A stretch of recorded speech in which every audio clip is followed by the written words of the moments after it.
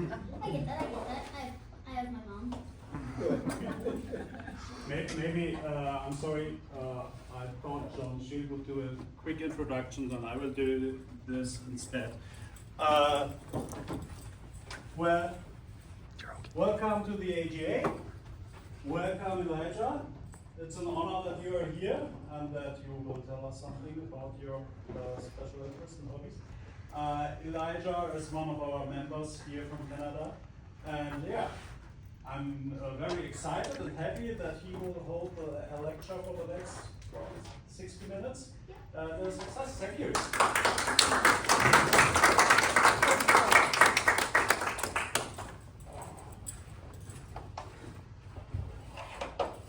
You want to start? Yes. Okay. No.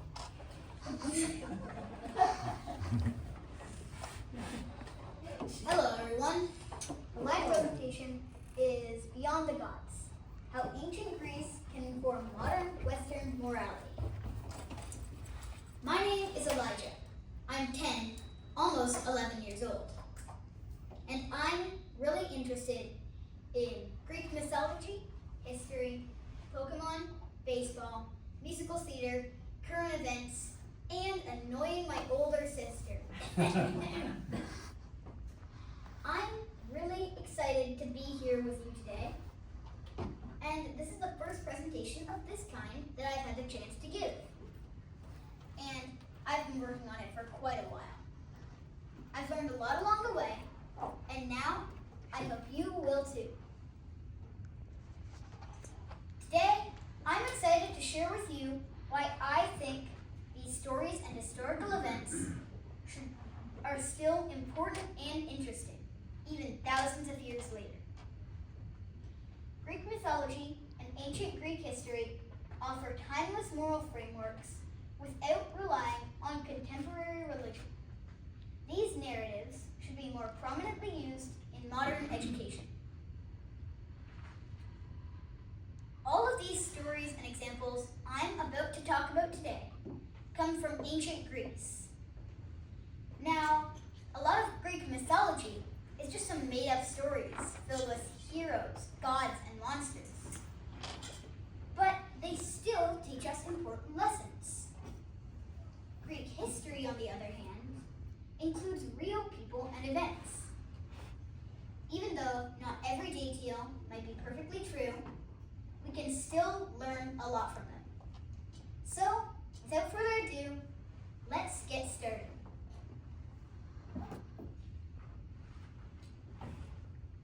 So, why Greek mythology and history? Well, Greek mythology and history have lasted for thousands of years because they teach people valuable lessons about life. They help us understand what's right and what's wrong in a way that's both interesting and memorable. Instead of just listing rules to follow, these stories show us examples of good and bad decisions through exciting and real-life situations. When these myths were first created, they were actually part of the religion of ancient Greece. People believed in and worshipped these gods. Today, though, we don't think of them as religion, but instead as stories and lessons. This makes them a great way to discuss morals and ethics without involving contemporary religion, which means a religion that people currently follow today. Greek myths have remained popular because their stories aren't just for ancient times. They're universal, meaning they apply to everyone, everywhere, no matter when you lived. They also offer us something called secular morality, which means they help us learn about right and wrong without being connected to any particular religion. That is important because it means that anyone can learn from these stories, no matter their beliefs or background. Personally, I am part of a faith community, and I can see the value of these shared identity and morals that are communicated through the stories that we gather around in our community.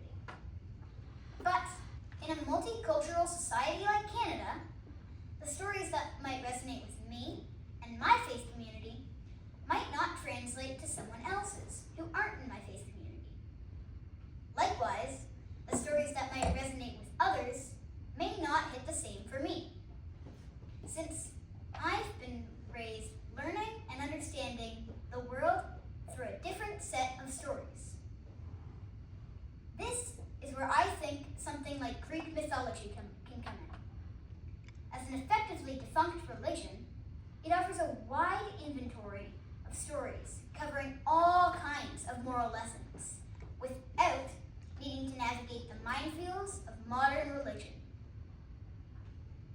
Beyond that, Greek history is the foundation of Western political theory and philosophy.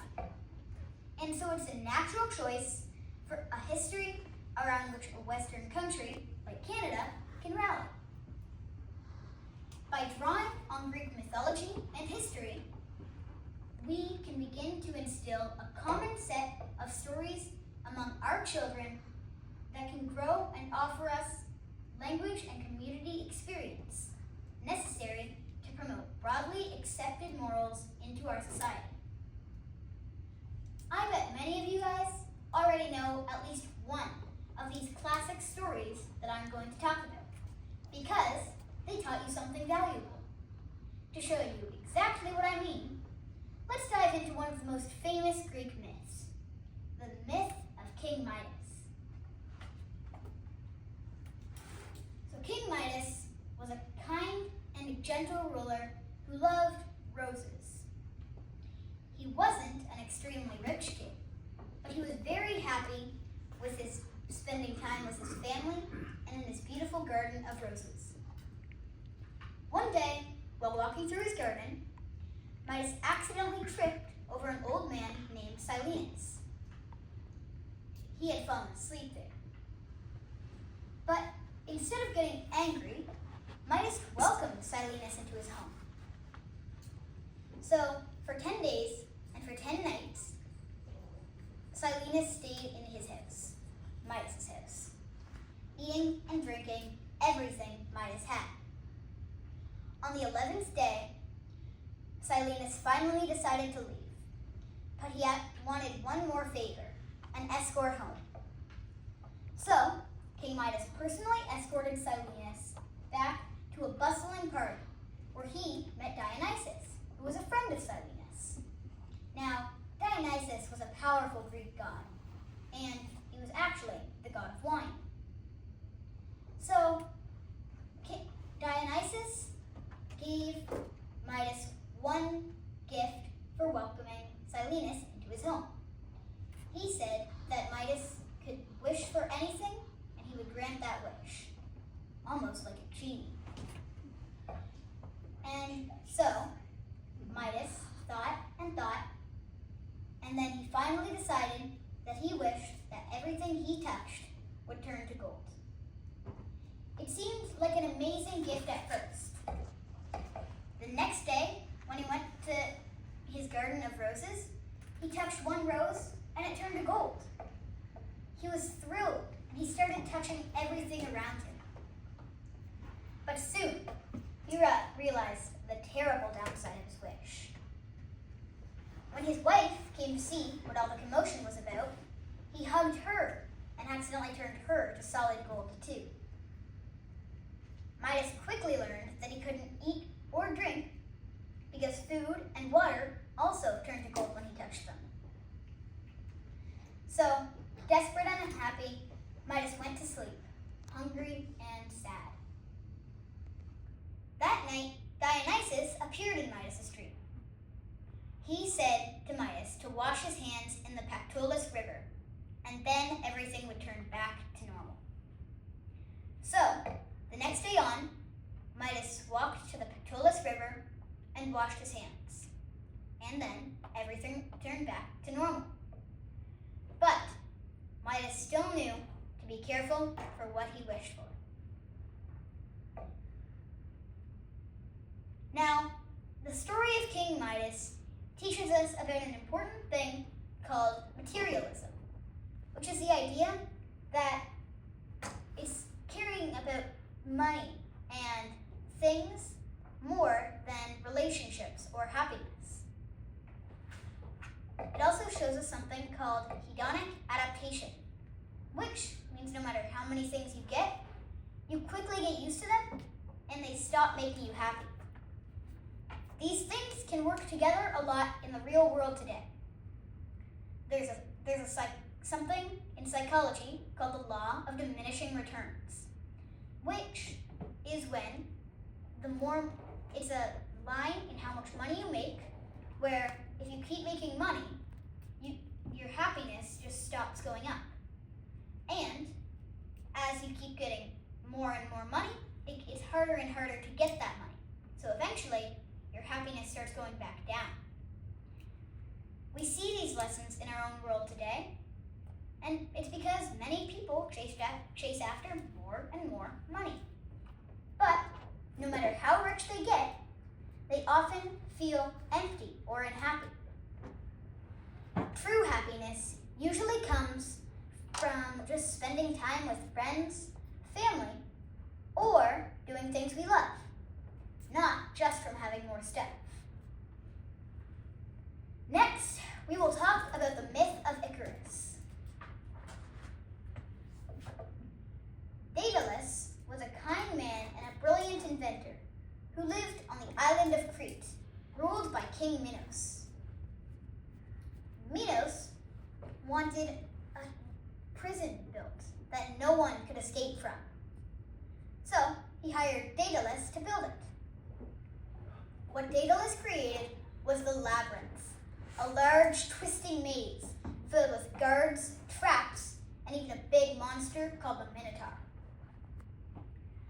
Later, Minos became paranoid that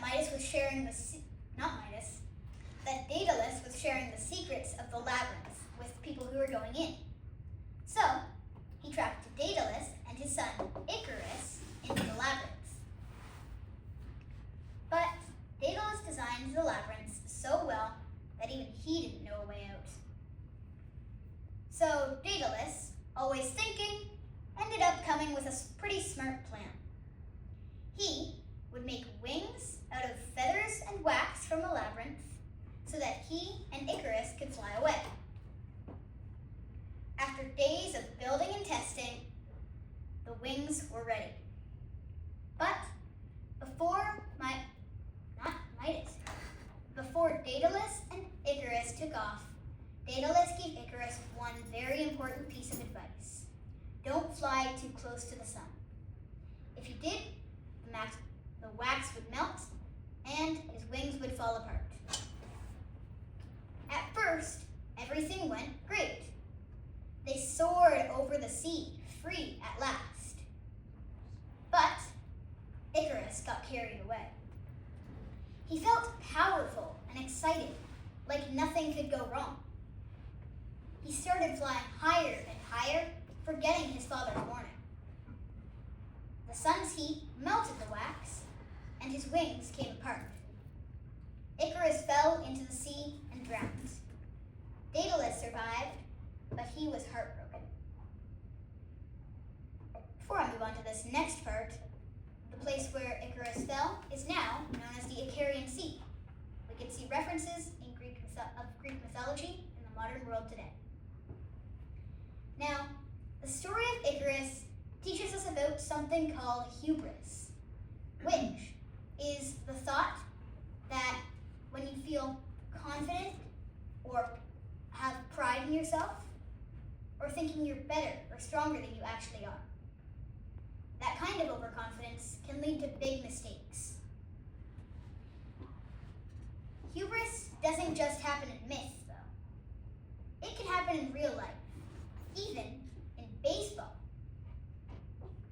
Imagine a pitcher who's feeling super confident. The coach gives him a signal for a safe pitch. But the pitcher thinks, I've got this. I'm going to throw the fastest pitch ever. So the pitcher winds up and throws it as hard as he can. But he loses control and the ball goes flying straight towards the batter. And it hits him and injures him. Well, that's hubris. The pitcher overestimated his ability, ignored advice, and someone else got hurt. It's a good reminder that even when we're feeling strong or excited, we still need to listen, be thoughtful, and stay in control.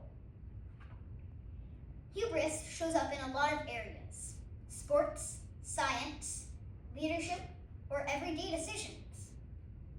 The story of Icarus reminds us to stay humble, in control, to listen to good advice, and to recognize our limits before doing something risky. Now let's switch from mythology to real history, specifically to Athens, one of the most famous city-states in all of Greece. Now, back then, Greece wasn't just one big country. It was split up into many city-states, each with its own form of government and way of doing things. Athens is especially important because it was the birthplace of democracy, which is a system of government where people share power and help make decisions together, instead of just having one ruler. So, before democracy existed, most places were just run by kings or rulers who made all the decisions themselves. In Athens, any male citizen over 20 years old could take part in a decision, and it was their duty to do so. It wasn't perfect. Women, children, and people who weren't citizens couldn't vote. But at the time, it was revolutionary. They even created the ranked voting system, allowing for high levels of accuracy. In Athens, people got to speak up, discuss ideas, and vote on important issues. This process helped teach citizens how to work together, how to be fair. They learned equality and working together for the good of the community. Before democracy, Athens also developed the idea of civic engagement, which means participating in decisions that affect your community. Civic engagement can include voting, helping run a city or town, or discussing ideas. This idea is still important today in modern democracies all around the world, and should be a vitally important lesson to teach kids of all ages. In our own lives, we see democracy in action aside from government because in places like class representatives, voting to make decisions together in groups, or sharing ideas during team meetings. Democracy reminds us to listen to everyone's voice and discuss and to think carefully about deciding on something important. And now, welcome to Sparta! Sparta was another famous city-state in Greece, and it was very different from Athens. While Athens focused on democracy, debate, and arts, Sparta focused on discipline, teamwork, and military strength. Sparta needed to be strong because they often had enemies nearby. Their whole society was built around the idea of being ready for battle. So from a young age, Spartan boys were trained to be soldiers. They learned discipline, meaning they knew what needs to be done even when it's hard or they don't feel like it. They also learned something called collective responsibility, which means everyone's voice matters and that everyone shares responsibility to help and protect a group. One of the most famous Spartan stories is the Battle of Thermopylae, which, in this battle, King Leonidas and 300 Spartan soldiers fought against 6,000 Persian soldiers. They fought bravely and worked together to protect Greece. Even though they knew they would probably lose, they still stood their ground and to protect their people. The story shows us how Spartans believed in sacrificing for the good of their community. The Spartans did not win as they were betrayed from inside. I also hear there's a movie about this, but my parents say I'm too young to watch it.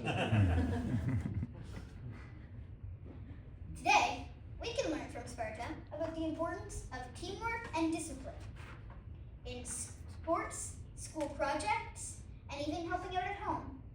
Working together and being reliable makes everyone stronger and helps us all reach our goals.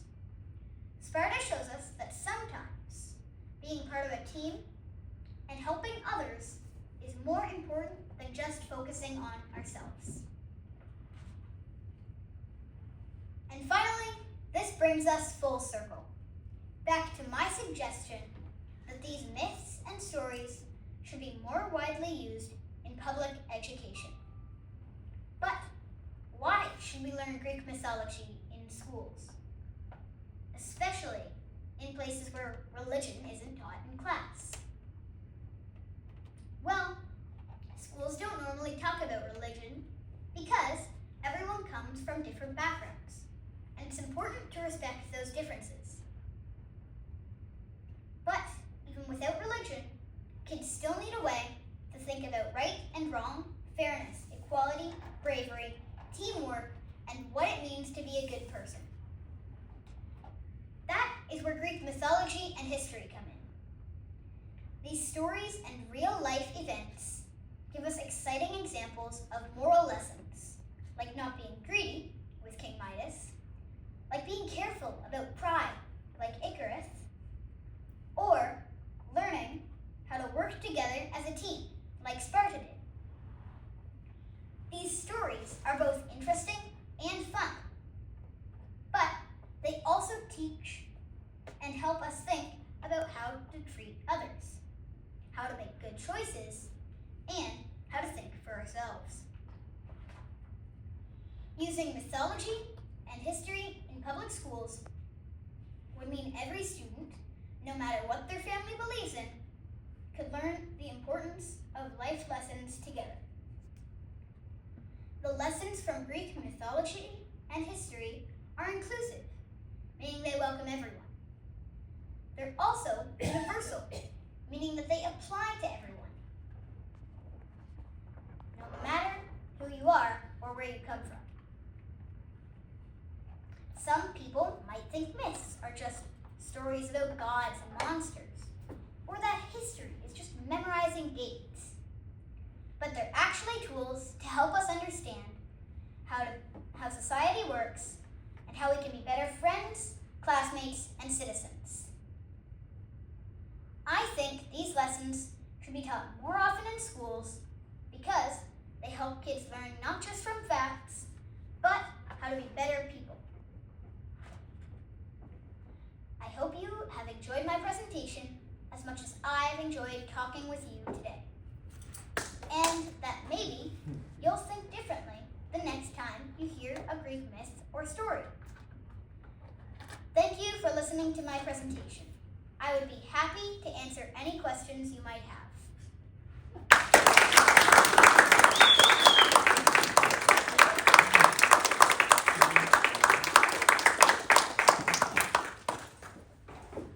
What have you learned from the Greek myths? I have learned a lot from them, including basically everything about being a good person and being a good citizen and being kinder to people and being careful with pride, like what I said about Icarus, or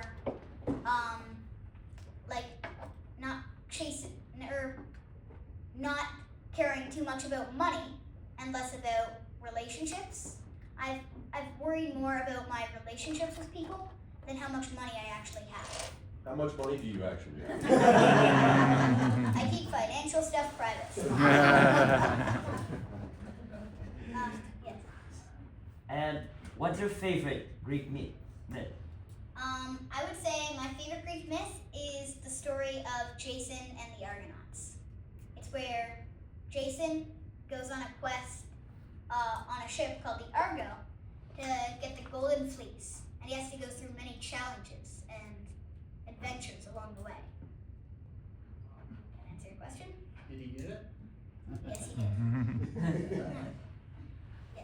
So you present Greek mythology as part of a defunct religion, Yes. and you argue that it can be presented in school because it's defunct. What if it were an active religion? Would you still think it should be taught in school? If it were an active religion, it would just fall under the category of religion. So I don't think so, because no one follows it today, and no one worships gods today, or not that I know of. But if people still did, and it could like still do what religion does today, I would say it just falls under the religion category again. So we're lucky it's defunct. Yeah, I would say so. Could you make a better wish than King Midas? What would your wish be? My wish would be to have infinite wishes. The old infinite That's wish. a smart one. The old infinite wish glitch. It's a smart trick. Yeah. Could you beat my labyrinth time? What? My time for completing the labyrinth. You've never completed the labyrinth. Yeah, there's still time. He's my uncle. Alright. Alright. Any Thanks more for welcoming. questions? No? Thank you. No more questions? Any more? Oh, yes, you. Just kind of an odd question. Did you watch the opening ceremonies from Paris? No, I did not. There was a blue guy in it who apparently was portraying Dionysus. Just was kind of interesting. Okay. Did you ever watch it? Okay. That's interesting. Yeah, I've never watched the opening ceremony for an Olympics before, so. Okay, oh, you. I have a question for you. How did this come about? How did you discover your passion for Greek mythology and Greek history? So I discovered it when my mom suggested a book series to me called Percy Jackson. And it's, yeah, I'm guessing some people here have heard about it. It's a story about a man named Percy Jackson, who is apparently the son of Poseidon, and it's kind of set in the modern U.S. That's kind of where the story is set, but it's still Greek mythology. Like, the labyrinth goes under all of New York City, and the underworld is under LA, and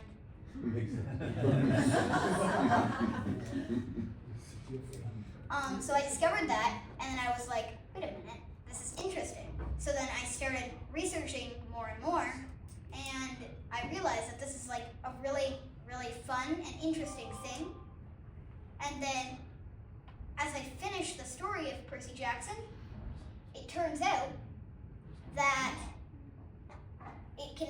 that's a great way for stories and morals to be taught in school, just by a book about Greek mythology. So that's where the entire idea of this entire presentation came up, actually. All right, any other questions? Going once, going twice. You. Thank you. So that's not about Greek methodology, but mythology. Sorry. Why I found it very impressive and interesting. It's more about you. How often do you hold such lectures? Because I think you're a very good speaker.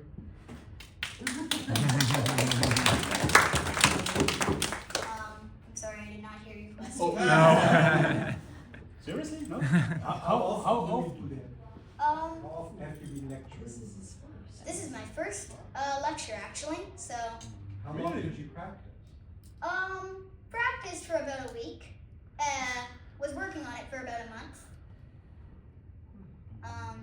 Oh, you did it like you are a daily speaker and selling something like